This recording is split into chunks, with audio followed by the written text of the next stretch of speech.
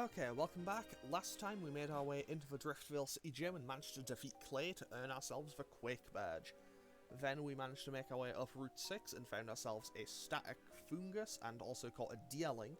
So we have two more Pokemon now, and now we can head on into Chargestone Cave, where once again we'll be meeting up with N.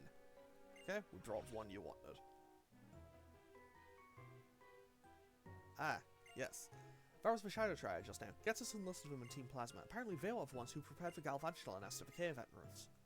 Chargestone Cave. I like this place. Formulas express electricity in its connection to Pokemon. If people didn't exist, this would be an ideal place.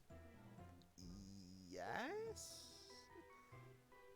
Of course, such news should be a surprise. I told Getz about you and your friends. After I did, he apparently used the Shadow Triad to find out about you. Sharon's pursuing the ideal of strength. Poor Bianca has already faced the sad truth that not everyone can become stronger, and you aren't swayed either way, more of a neutral presence, which is apparently a good thing.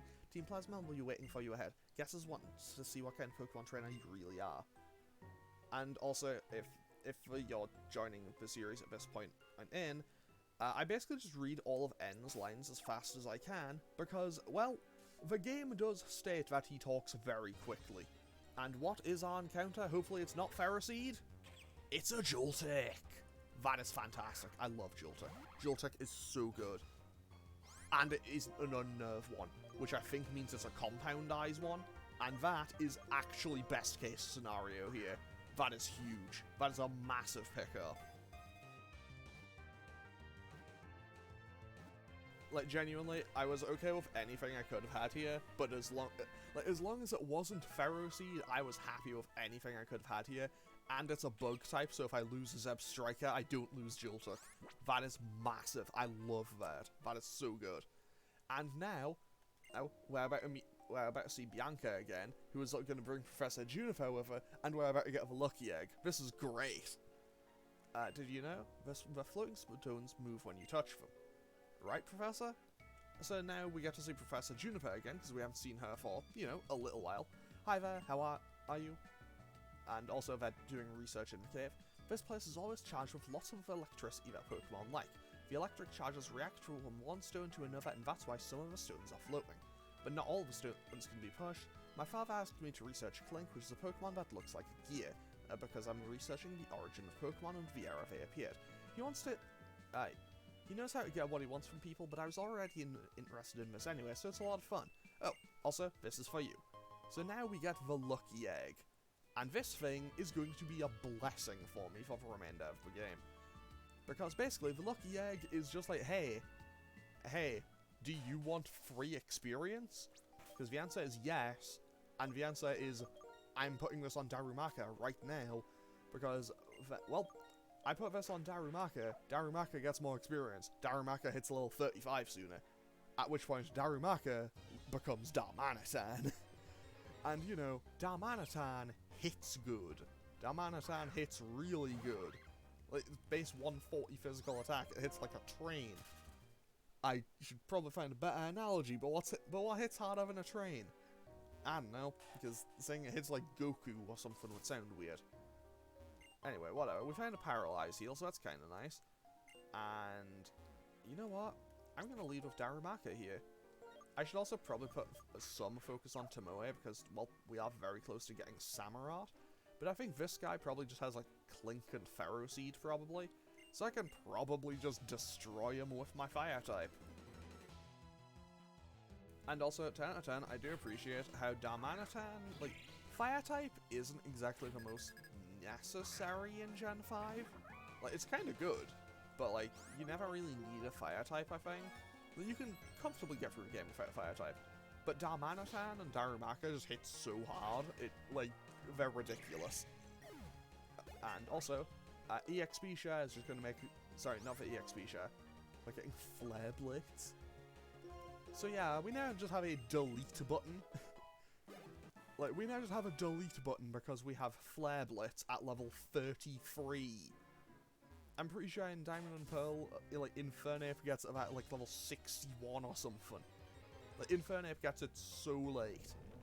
But here we are at level 33 with Flare Blitz. So yeah, we are now 2 levels away from Darumaka evolving. So if this thing dies in this episode, I'm going to be bitterly disappointed in myself more than anything. And I went out of my way for a revive that I can't use. 10 out of 10, we love to see it. You know, love going out of my way for an item that I can't use, and also one that isn't exactly even worth it. Also, for some reason, I remember exactly what this guy has. This guy has an Archon. Also, that Pokeball over there that I'm going to run over and pick up, that is a heal ball. Don't know why I'm going out of my way for it when I know it's something I probably don't need, but, well, gonna do it anyway. Okay, so let's quickly just run through here, grab the heal ball, and away we go. Also, I just want to... Okay. So I can also run behind that guy, good to know. So yeah, this guy will have an Archon, and I don't know what level it'll be. I think normally it's like level 30 or 31, but we'll see. It is now level 37. Okay. So that's kind of scary. Also, I know Archon is incredibly fast, so I'm just going to go for Aqua Jet. Because it might outspeed me, especially when it's a higher level. And okay, a crit is very welcome. Because I did not want to have to risk the idea of taking a not a flying gem acrobatics, just a regular acrobatics. If it was flying, if it was a flying gem boosted one, I think it just kills almost anything I have. Because flying gem acrobatics is damage.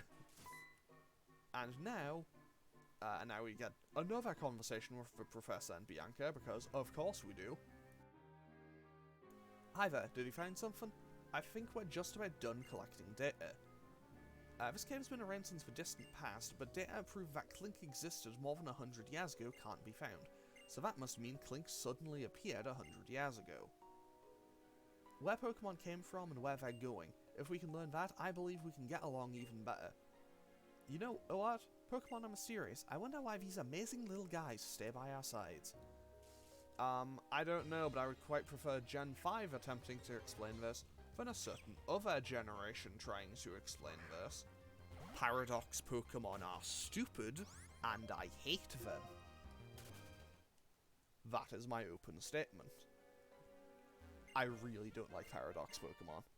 Honestly, I'll extend that statement. I just didn't like the end game of Scarlet and Violet at all. I got one kind of funny clip where I got interrupted by something and Penny just kind of, like, came to a screeching halt and then just kind of slid off a cliff. If only it just, like, popped back in, like, 2 seconds later. So, that wasn't exactly ideal. But at least it was kind of funny. I say that, but Penny was my second favourite of those 3 characters that were there. But I will ramble on about Scarlet and Violet at another time, because I could ramble about Scarlet and Violet for a while. And, who knows, I will I know, I'm kind of in 2 minds about Scarlet and Violet, as, like, at some point I know I'll do another playthrough. It's like, I don't want to play it again, but I know I'll do another playthrough at some point. I'm hoping I really like it on the second playthrough, but, like, I don't know. Okay, we're not learning Encore. But yeah, like, as it stands, Scarlet and Violet is not a Pokemon game I enjoyed very much, but I hope I do like on the second playthrough. Because, like, I mean, I didn't really like Sword and Shield that much on the first playthrough, but I began to kind of like those eventually. So who knows? But yeah, I didn't like the entire thing with Area Zero. I think it was an interesting potential direction. I just thought it was laughably written and very stupid. Anyway, I'm going to stop rambling about that now. And also, we now have a Samurott, so that is very welcome. I'm going to get rid of Scald, because fortunately, since we're in Gen 5, the first gen that gives us infinite use TMs, I can just teach it Scald again whenever or when... Yeah, I can just teach it Scald again whenever I may need to. Which is very welcome. I don't want to save. I want to save at the end of the episode, not halfway through it. We aren't even halfway through it. I just looked at the timer. I am 9 minutes and 9 minutes and 34 seconds in. You know. So, definitely not at the end of the episode just yet. If anything, pretty far from it. Okay, so now, I think we are about halfway through the cave, though. So this cave might not be quite as long as I think it is. And now... Shadow Triad just walk us along this bridge for some reason. There's stairs going down ahead. Team Plasma's waiting for you there. And then they just disappear. Also, fun fact, you don't actually fight... Well, actually, Toya/Toko never actually fights the Shadow Triad, to my knowledge. They might in the manga. I haven't read the manga. But, like, they might in the manga, but in the games, they never fight them. The Black and White 2 protagonists get to, but only in the post-game. Actually, no, wait, I think you fight them in the main game as well. But I know you get to fight them again in the post-game. But, like, Black and White 1 protagonists, they never get to. Okay, I'm just gonna run from these Joltlocks. I could just Fire Punch them, but... Also, I'm avoiding this researcher because I think they have a triple battle. And I'll be honest, I don't want to do a triple battle because apparently this cave is has decided it wants to go slow down mode anyway. I don't want to make it worse, and honestly, well, occasionally double battles are proving to be a problem, so I don't really want to see how badly a triple battle goes. But you know what? It seems like it might be fun. And also it's EXP on the table, so you know what? Against my own better judgment, I'm gonna take the risk. And I'm gonna lead, Darumaka, Ixion, and Krokorok. I promise I will eventually think of names for these. I'm just really bad with names, and I'm recording this far enough in advance. Oh wait, this isn't a triple battle, what am I even worried about? Also, I'm recording this far enough in advance that I probably don't even need to worry about it, but whatever. Maybe the random triple battles were in Black and White 2. I know Black and White 2 did have a few just random triple battles here and there. I think there is one that I need to watch out for in the next route after I come out of the cave, though. So I will be keeping an eye on that, but I know exactly where it is. It's because it kind of just gets you right as you're coming out somewhere. Okay, that's another Joltok. Joltoks appear in here from, I think, between like level 22 and 27 or something. I'm just glad that I don't have the Unnerve one, because Unnerve is not a particularly useful ability in playthroughs. I say that, there's probably like ROM hacks where it would be incredibly helpful. Like, I don't know, if there's a water gym where someone has a... I am blanking on what the electric berry is called. But, like, you can prevent them from using that.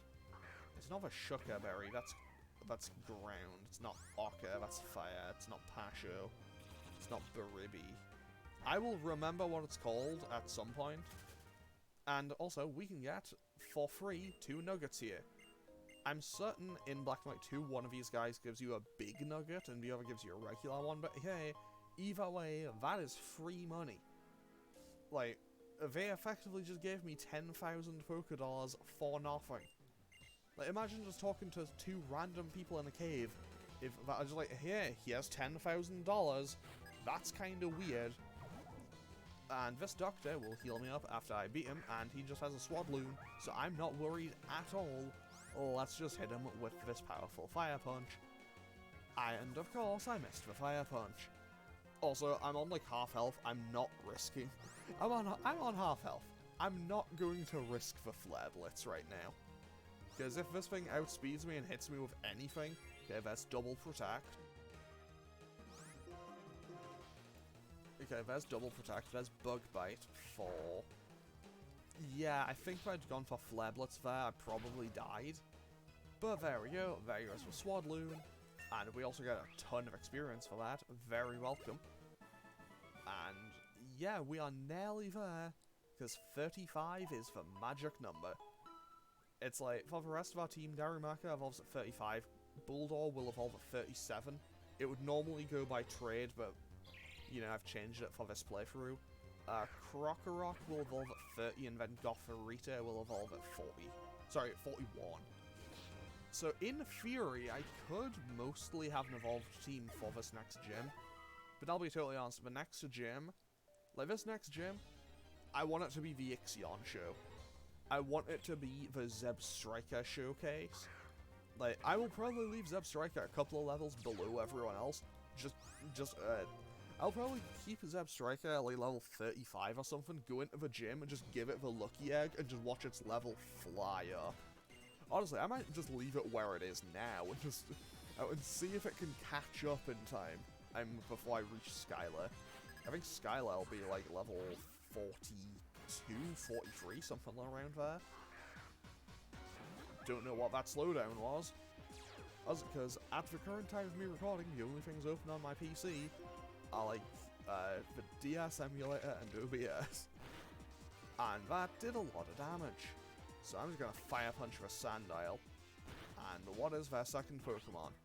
Don't need to worry about what other... Okay, Scraggy. I'm at -1, so I'm gonna swap out. And you know what? While I'm here, I might as well just let Tomoe have a little bit of a spotlight. And also, right after this gym, after this next gym, which is Flying type, the one after that is Ice type.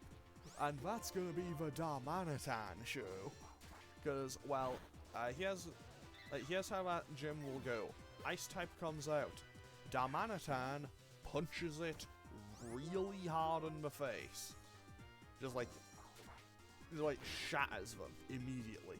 I say that because I know for a fact at least one of those people has a Cryogonal. Because it's like Cryogonal, Cubchoo, and... What's the other one? I know there's another Ice type. Oh, Vanillite, of course.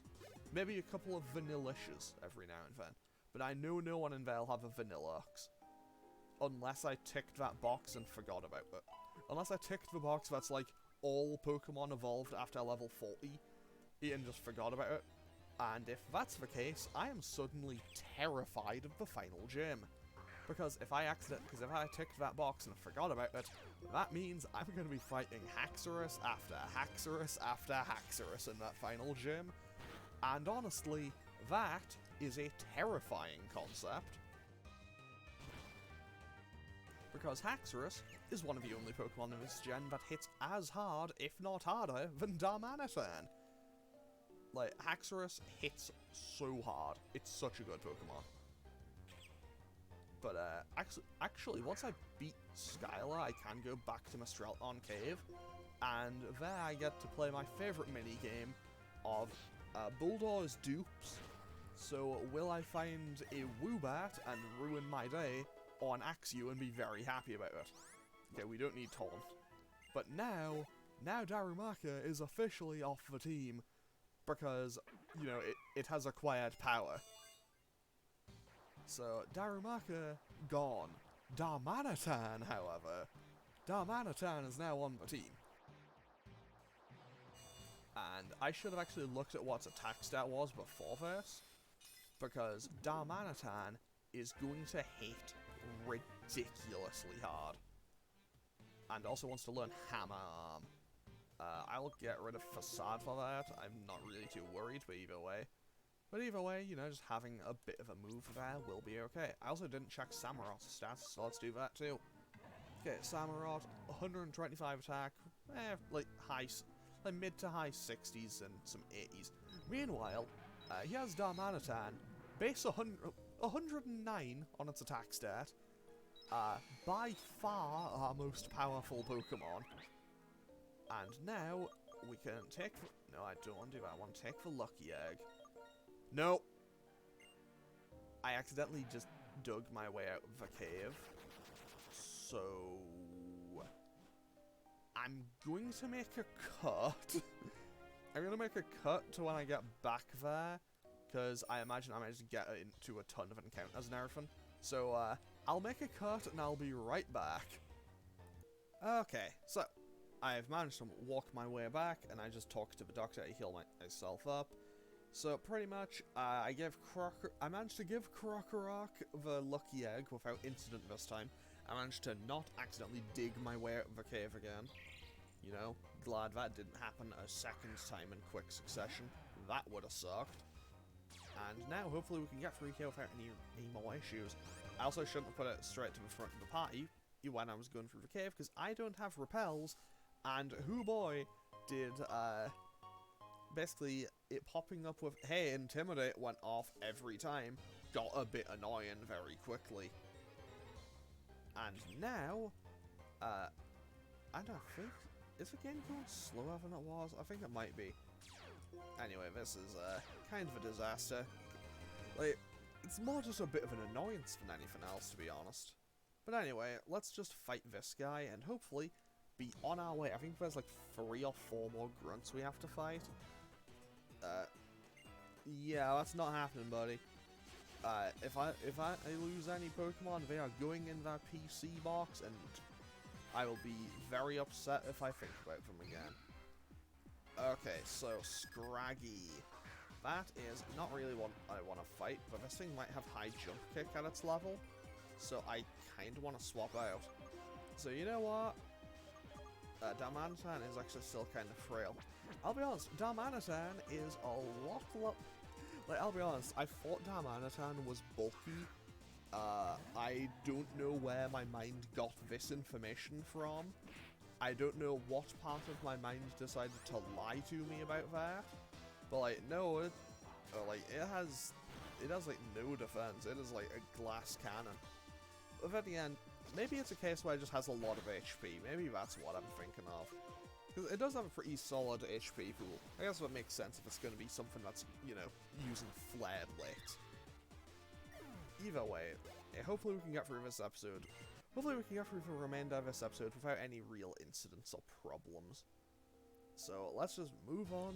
Let's just move on through here without any more issues, hopefully. Okay, we found a Clink. I'm going to start buying repels, I think. Because I'll be honest, everywhere else I didn't mind it too much. But like this one cave has been constant encounters.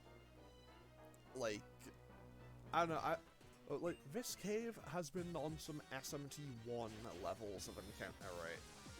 And if you remember SMT1, well, if you watch the SMT1 playthrough, after a certain point in the game, I got kind of tired of the encounter rate because it's super high in that game. And I basically just dragged something around with me for the entire remainder of the game that just had an ability that would keep lower level enemies away from me. Because, genuinely, it's kind of annoying in general trying to figure out your way through a labyrinthine dungeon without getting stopped for a fight every, like, 2 steps. Don't get me wrong, I still adored that game. That game is fantastic, especially for... Like, that is a game that is ancient at this point, and it's still great. So, yeah. Daily reminder, play SMT1. That game is great. And also, it's kind of nice to see where the series came from. Weirdly enough, I think that game is great and has aged pretty well, unlike Gen 1 Pokemon. And that isn't meant as a hit piece on Pokemon. Like, I really like Pokemon, but, you know, I just can't bring myself to want to play Gen 1. And, like, if I'm going to play Gen 1, why would I not pick Fire Red Leaf Green? Outside of nostalgia. And even then, I have more positive nostalgia for Fire Red Leaf Green. So, yeah, I'll always pick Fire Red Leaf Green when it's coming to that. I don't even know what happened there.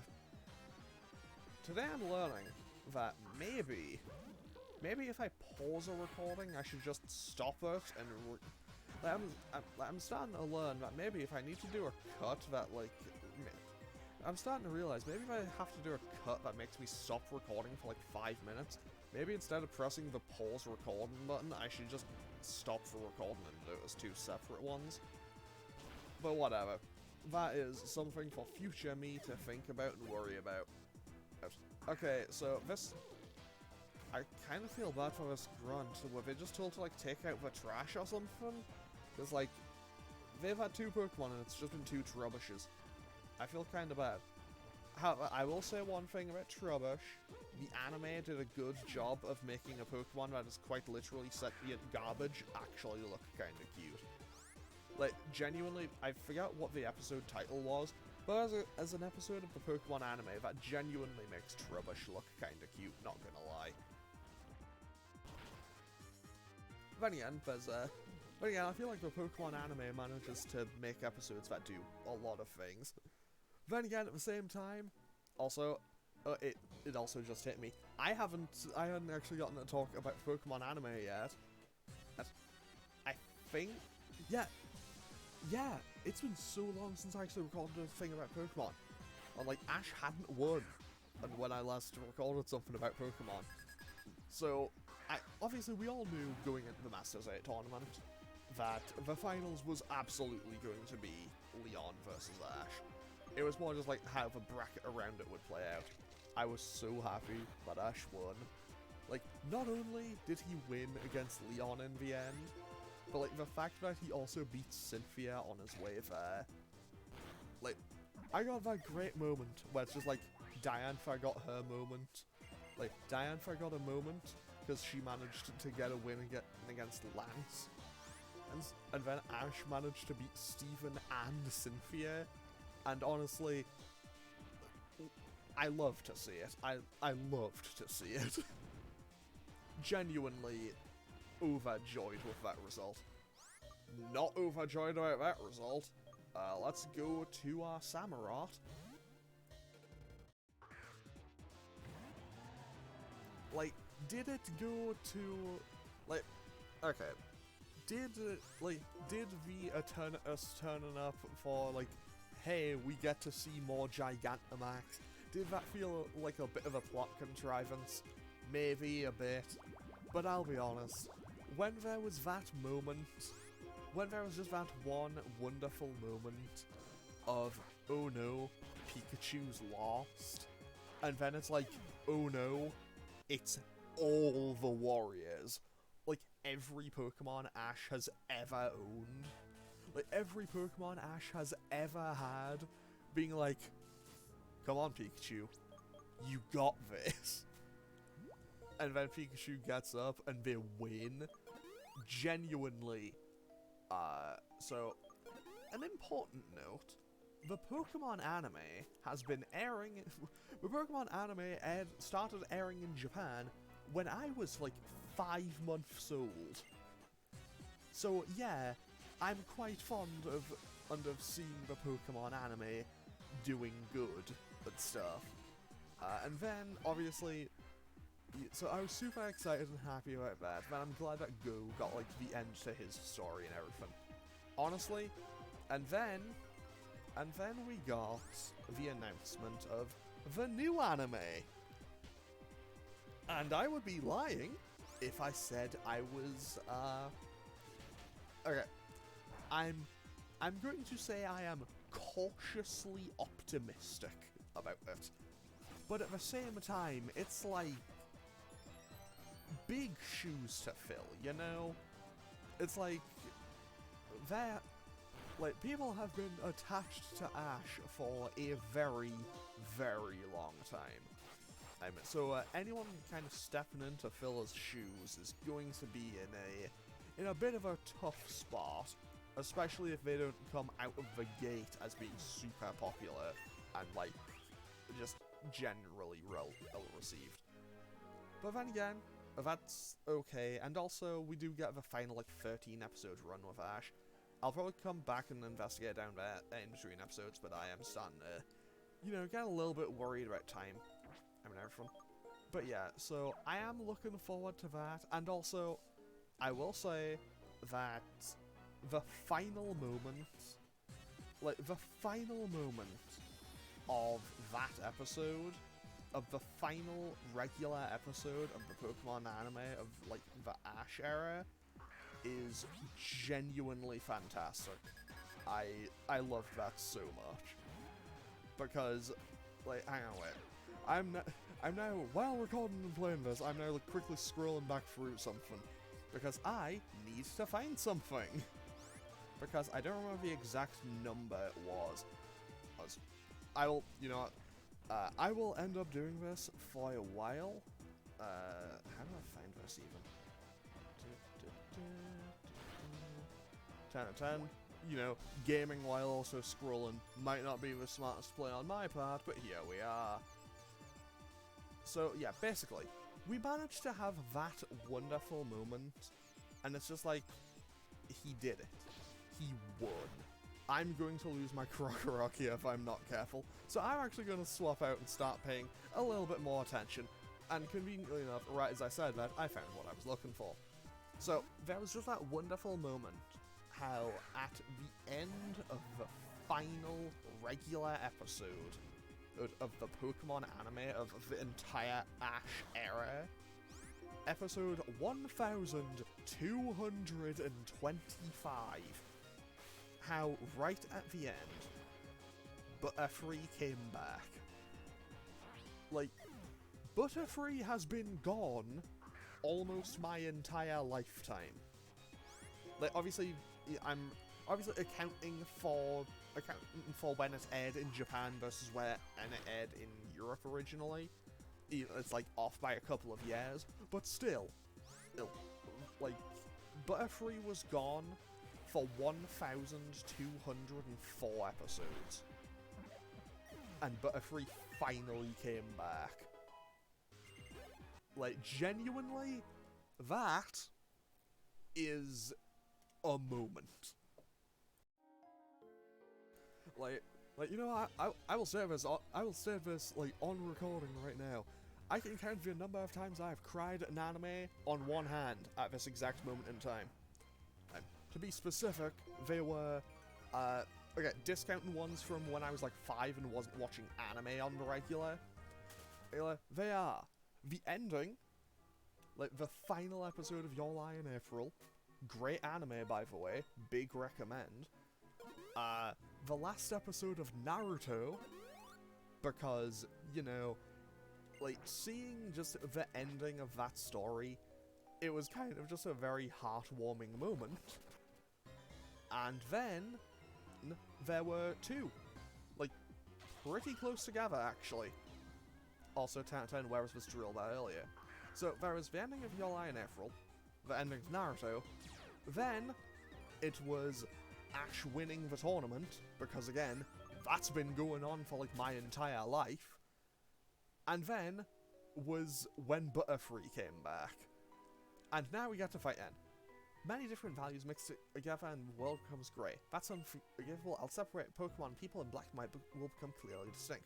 Only then will Pokemon become perfect beings. Yes, that's my dream. It's a dream I must fulfill. No. As if a person without a dream could ever understand. Anyway, I guess I'll have to crush your will here. Okay, big move. Good idea, and good luck with that. So yeah, basically, I can count the number of times I have been, like, moved to tears by an anime on one hand. It's gonna move up to 2 eventually. Also, before that, obviously, was the original episode, Bye Bye Butterfree, and Ash getting turned to stone in the first movie. But I don't really count those as under the anime one, because, like, that was long before I started watching anime regularly. Then again, I also, like, kept just, like, a notepad document for this, because I have 2 more things preemptively added, which are actually the end of that special 11-episode run, and one that just reads, whenever the final episode of One Piece airs. Because, like, when One Piece ends, what even is going on? Like, that will have been going probably like 30 years or something by the time that ends. And honestly, that's kind of wild. And you know what? Worth every second. Worth every single chapter. Anyway, I'm going to go back to going through this. Also, 10 out of 10, N managed to set up a couple of iron defenses, so I'm actually in a little bit of a predicament here, because... what am I doing? I am stupid. Hang on, just a moment. I'm doing this way too late. I should have just gone to Gothorita. It has Grass Knot. But no, it's like, it's in the red now, so I figure I might as well just wait it out. But anyway, with that, we can finish off this Bulldog and move on with our day. Okay, so up next, he'll have 3 more Pokemon, also 10 out of 10. As you can tell, I love the Lucky Egg. It's so helpful. I'm going to be using it for the rest of the playthrough, because it's the best. And also, it means it'll cut down on my grinding time a lot. And I would like to, cut down on that grinding time. Okay, so from here on out, this is probably just going to be Darmanitan. Because, well, Joltik comes in, Okay, it will just eat this signal beam. It won't do all that much. Did 18 damage. Fire punch, one shot. Also, I think we have sheer force now, so I don't need to worry about hustle either. So, yeah, Darmanitan is going to just destroy anything in its path right now. He has one Pokemon left. You know what? Let's go for Flare Blitz and see how much recoil it would take. Because there's no way it's taking that. That's a one-shot kill. Easy. And 104 deck. We didn't even take all that much recoil. And a Ferro Seed. Okay, this one's personal, you know? So, yeah, let's just Flare Blitz this, because I don't like Ferro Seed very much. And there goes that. Okay, another success. And we shouldn't die a recoil here. That was a bit more worrying than it should have been. Okay, why is it impossible for me to win while feeling bad about being a trainer? As if I could pursue my ideals with something as meaningless as a battle. Well, as if that could make me worthy to become friends with the legendary Pokemon. So now, Bianca and Professor Juniper meet N. Just a little further at Mistralton City. Because, well, we can quite literally see the cave exit there. Bianca apparently has good ears. Can't believe you heard Branch's voice from that far away. Who is this trainer? Professor Juniper, what are you thinking? You appear to have no qualms about the relationship between Pokemon and people. I think I read that the wrong way. You put Pokemon into categories using arbitrary rules and think you can understand them like that. But the very idea of a Pokedex revolts me. What do you have to say for yourself? Well, seems like you're not my biggest fan. Your opinion's understandable and it happens to be different from mine, which is also equally understandable. How about if all people get to decide for themselves how to relate to Pokemon? You're saying I should just allow people to think whatever they want and treat Pokemon however they want, no matter whether Pokemon suffer? I refuse to tolerate the existence of a world like that. And then he just leaves. Which, to be fair, I can see why people might not really like N at the start, but he gets his character growth. Well, I didn't expect him to change his mind right away, but I hope he'll spend a little time trying to understand how others feel. Now then, I think I'll go collect a little more data for Pokemon and people to get along together. Sorry, for Pokemon and people to get along better, we need to take steps to learn more about them. And now we can go on to Mistralton City. I'm going to go with the Professor now, because I'm a bodyguard. Okay, good for you, Bianca. Good job. And also, I think that's the start of Bianca getting her job in Black and White 2. Because, obviously, she is Professor Juniper's assistant in Black and White 2. And we've made it to Mistralton City. So, that is very nice. Let's quickly just heal real quick.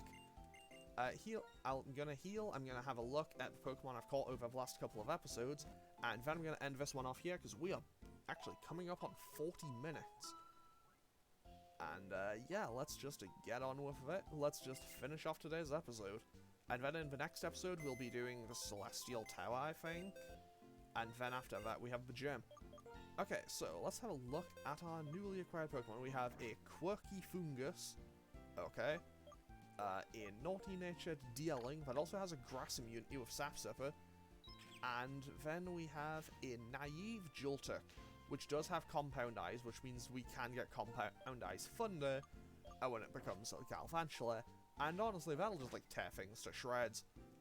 But okay, with that, I am going to end off today's episode here.